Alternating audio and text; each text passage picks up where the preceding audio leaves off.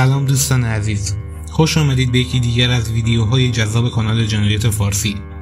امروز قراره به یکی از پیچیده‌ترین و مرموزترین پرونده‌های جنایی سال بپردازیم. پرونده‌ای که همه چیزش در حالی از ابهام قرار داشت و پلیس بارها به دنبال سرنخ‌های اشتباه رفت تا آخرین لحظه. هیچ کس نمی‌دانست قاتل واقعی چه کسی است و وقتی حقیقت فاش شد همه را شوکه کرد. داستان از ناپدید شدن آریا، یک مهندس موفق و سرشناس آغاز شد. آریا در یکی از پروژه‌های بزرگ ساختمانی مشغول به کار بود و همه چیز برای او خوب پیش می‌رفت. تا روزی که ناگهان به خانه برنگشت. پس از مدتی خانواده‌اش به شدت نگران شدند و به پلیس گزارش دادند و پلیس بلافاصله تحقیقات را آغاز کرد. پلیس از همان ابتدا با یک صحنه پیچیده روبرو شد. تحقیقات پلیس ابتدا به سمت پروژه ساختمانی آریا هدایت شد. در این پروژه چند نفر از همکاران نزدیک او، از جمله سامان، مدیر پروژه و نیما، مهندس برق، به عنوان افراد کلیدی شناخته شدند. هرچند هیچ مدرک مستقیمی علیه آنها وجود نداشت، اما همین شروعی برای ورود به شبکه پیچیده‌ای از دروغ و خیانت بود. پلیس به سرعت شروع به بازجویی از آنها کرد. همکاران آریا توضیح دادند که او به تازگی درگیر یک سری مشکلات مالی شده بود و ظاهراً با افرادی در خارج از شرکت ارتباطاتی داشت که ممکن بود برای او خطرناک باشد. اما مشکل اینجا بود که هیچ کدام از همکاران آریا به طور دقیق نمی‌دانستند که او با چه کسانی در تماس بوده است. پلیس با توجه به شواهد موجود، سامان را به عنوان اولین مظنون در نظر گرفت. او کسی بود که به دلیل ارتباطات تجاری پیچیده اش می‌توانست دلیلی برای درگیری با آریا باشد. پلیس به طور دقیق‌تری به بررسی زندگی شخصی آریا پرداخت. همسر او، الناز، زنی آرام و متین بود که به نظر می رسید هیچ چیزی درباره مشکلات مالی آریا نمیدانست. اما پلیس متوجه شد که الناز چندین بار با وکیلی به نام کاوه در تماس بوده است. کاوه در گذشته با آریا در مسائل حقوقی کار کرده بود و این ارتباط پلیس را جلب کرد. همه چیز پیچیده تر می شد.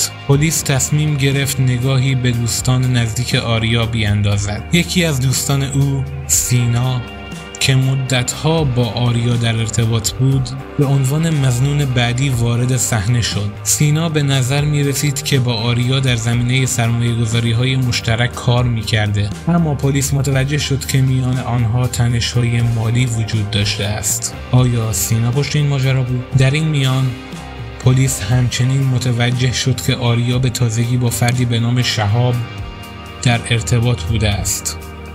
شهاب تاجر موفقی بود که با پروژه‌های بزرگ ساختمانی سر و کار داشت. پلیس شک کرد که شاید شهاب به دلیل مسائل تجاری نقشه‌ای برای حذف آریا کشیده باشد. اکنون پلیس با 3 مظنون اصلی روبرو بود: سامان، کاوه و شهاب. تحقیقات پلیس ادامه داشت، اما با وجود بررسی‌ها و بازجویی‌های مکرر، هیچ کدام از این مظنون‌ها به قتل آریا اعتراف نکردند. شواهد کافی برای دستگیری هیچ کدام از آنها وجود نداشت و پرونده در حالی از ابهام قرار داشت. پلیس تمام منابع خود را به کار گرفت، اما هنوز چیزی پیدا نکرده بود که آنها را به جواب نزدیکتر کند. تا اینکه یک تماس تلفنی ناشناس همه چیز را تغییر داد. پلیس یک تماس دریافت کرد. فردی ناشناس پشت خط بود که گفت: اگر می‌خواهید حقیقت را بدانید، به خانه‌ای در خارج از شهر بروید.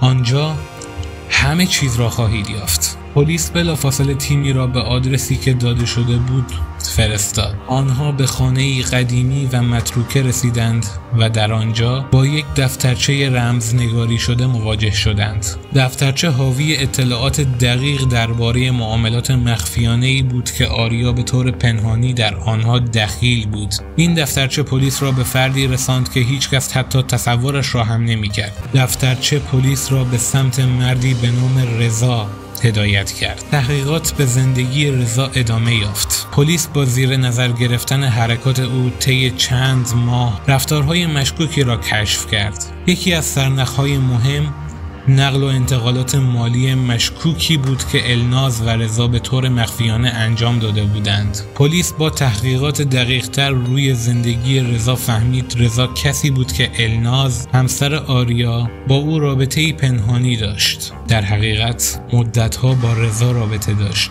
پلیس احتمال می‌دهد رضا برای دستیابی به ثروت آریا او را به قتل رسانده بود. نهایتاً پلیس به کمک سگ‌های آموزش دیده جسد آریا را در زیرزمین همان خانه متروکه که همچنان در حال بررسی بود پیدا کرد. این کشف کلید حل معمای این پرونده بود. پس از پیدا شدن جسد، الناز و رضا تحت فشار قرار گرفتند و با دستگیری رضا و سپس الناز هر دو اعتراف کردند که نقشه قتل آریا را برای رسیدن به پول و آزادی مالی طراحی کرده بودند. پرونده‌ای که به نظر می رسید فقط یک ناپدید شدن باشد، تبدیل به یک معمای پیچیده از خیانت و حرص و طمع شد. اگر از این داستان لذت بردید، حتما کانال ما رو سابسکرایب کنید و نظراتتون رو با ما به اشتراک بگذارید.